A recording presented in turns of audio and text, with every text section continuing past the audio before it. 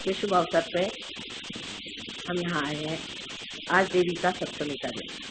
सप्तमी के दिन देवी ने अनेक राक्षसों को मारा, अनेक दुष्टों का नाश, विध्वंस कर, क्योंकि संत साधु जो यहाँ पर बैठे हुए तपस्या में संलग्न थे, उनको ये लोग सताते। हम लोग सोचते हैं कि माँ ये क्यों इतनी इन्होंने तपस्या की, इनको क्या जरूरत है इतनी पेनांस करने की, ये तपस्या की।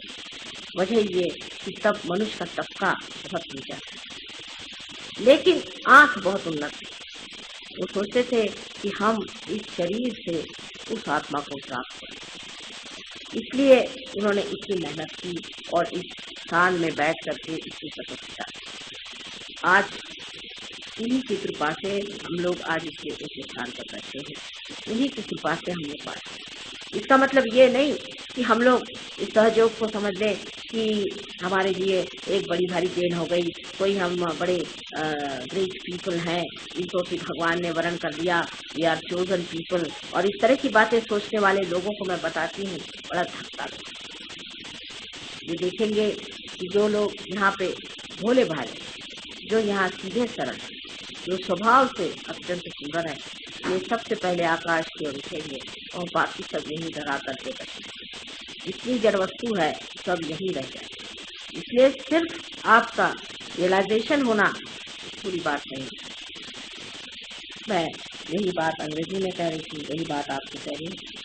इस शुभ अवसर पे ये जानना चाहिए कि परमात्मा ने अपनी सारी शक्तियाँ आपकी सुरक्षा के लिए, आपके प्रेम के लिए, आपके अच्छाई के लिए लगा दी।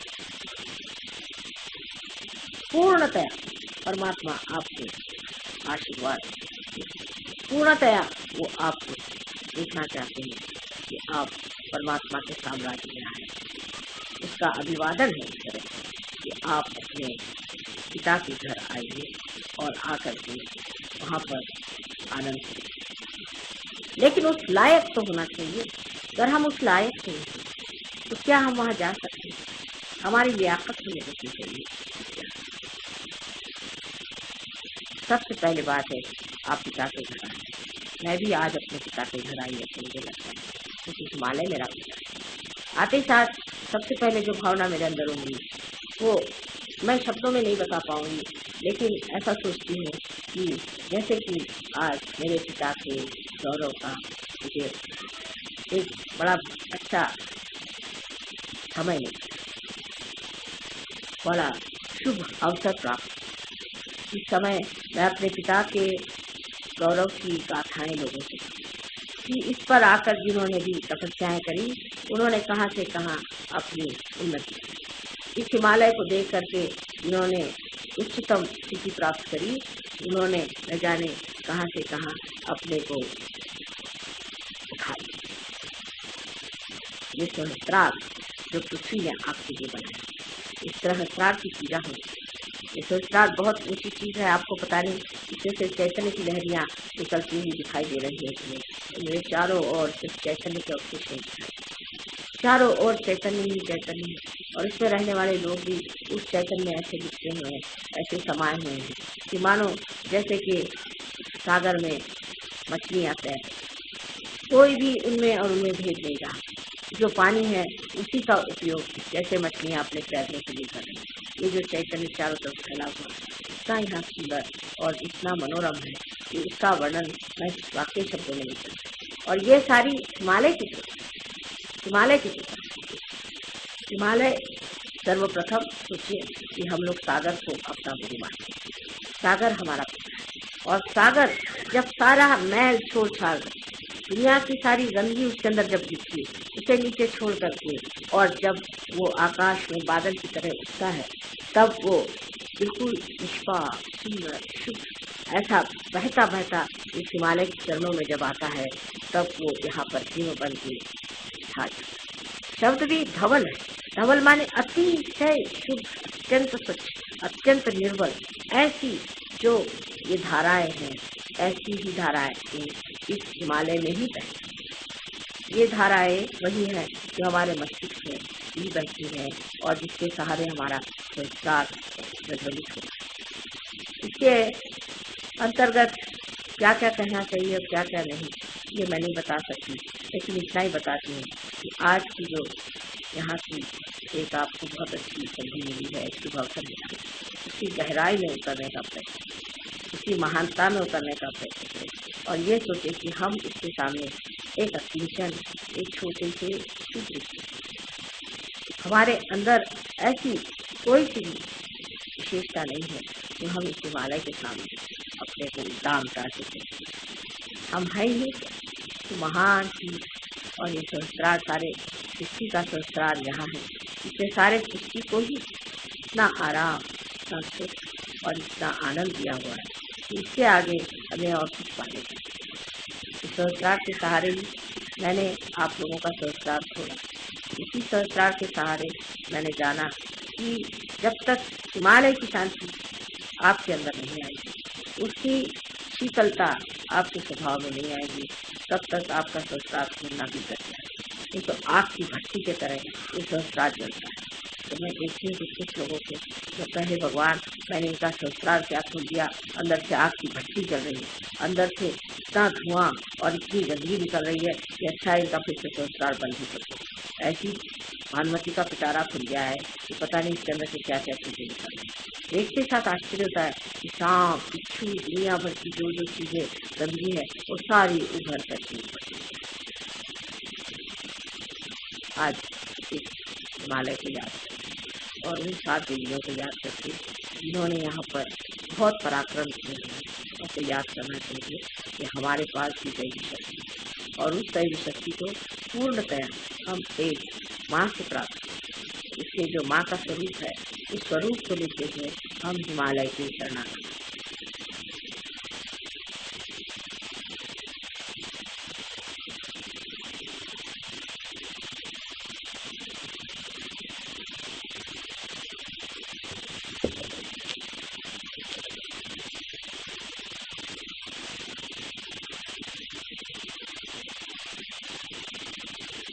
नहीं और नजर लोग दूसरों को सोचते, ये सोचते वो आदमी खराब है, that man is not, that fellow is not.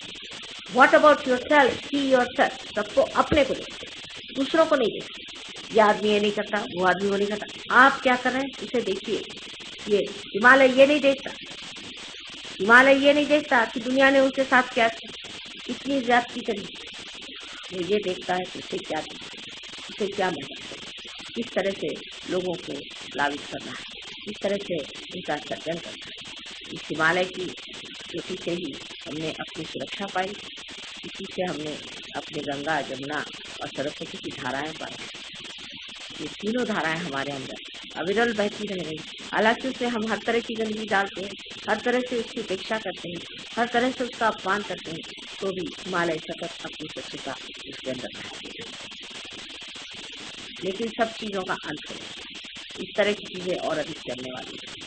सब लोग इसको याद रखें कि मैं आपकी जबान में भरोसा, आपके बातचीत में इतिहास, आपके व्यवहार में सुरुचि, मैं इस चीज को अब माफ नहीं करूँगा, इसको आप जानें। ये करना महापाप, किसी को भी किसी भी चीज के लिए दुख देना। कृपया एक दूसरे का आदर, आप सहयोगी हैं, दूसरे भी सहयोगी। आज आप किसी पद पर हैं, दूसरा नहीं। ये पद आपने पाया हुआ नहीं, हमने दिया हुआ, और जब चाहे इस पद से आपको हटा, इसलिए आप मेहरबानी से इसके योग्य नम्रतापूर्वक। कितने लोगों ने मुझसे शिकायत की है कि माँ हम आपके लेक्चर में आएंगे और हम आपकी सेंटर देंगे। मुझे बड़ा आश्चर्य, हजारों लोग मेरे लेक्चर में आते हैं, और क्यों ऐसे हो जाते हैं? तो क्या आप इसके शैतान बन के बैठे हैं?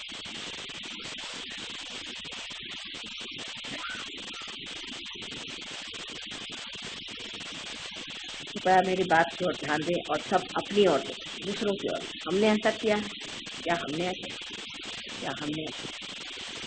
तब आप जानेंगे जब आप इस चीज को समझ लें, जब आप अपनी गलती को देखेंगे, तभी तो ना आप ठीक कर पाएंगे, और तभी आप इस हिमालय की महानता को जानेंगे।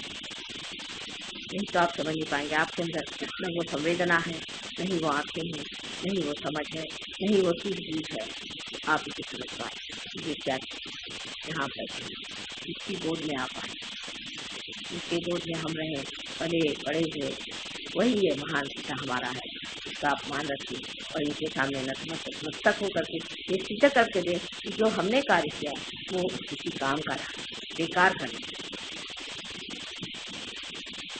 इसी प्रकार इन 7 देवियों का आशीर्वाद आपका अनंत। ये आपकी मौसियाँ हैं, ये सारी आपको देखभाल कर कहते हैं कि माँ मर जाए पर मौसी, ऐसा कहा जाता है, क्योंकि मौसी जो होती है वो बच्चे को बहुत दुलारती है, उसको संभालती है, उसकी रक्षा करती है, पूरी तरह से रंजित का हमेशा मनोरंजन। हर इस तरह की छठियाँ यहाँ देखते, छठी है, कभी आप देखते हैं छवि घूम रही, कभी आकाश में बहुत सारे बादल आ रहे हैं, बहुत सुंदर सुंदर से आप देखते हैं कि हर समय रंग बिरंगी वहाँ पर नज़ारे दिखाई देते हैं। ये सब उनके खेल चल रहे हैं, आपको सुंदरता से। इसी प्रकार आप भी एक सुंदर अच्छे व्यक्ति यहाँ पर बहुत कुछ कमाने का है।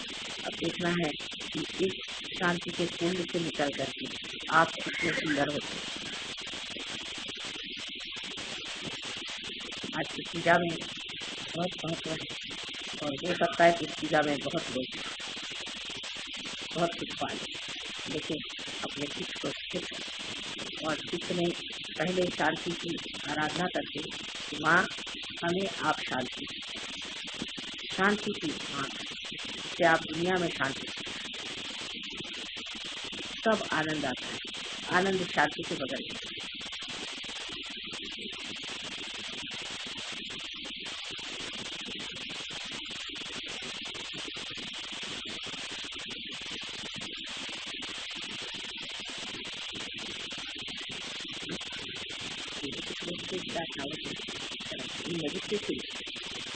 It works out tremendously. I know it works because I really tried to cut the cord, cut me down. And after cutting me down, I think I feel better because many things have fallen off my head. Now don't try to gather them and go back to them and try to justify. Try to see without them.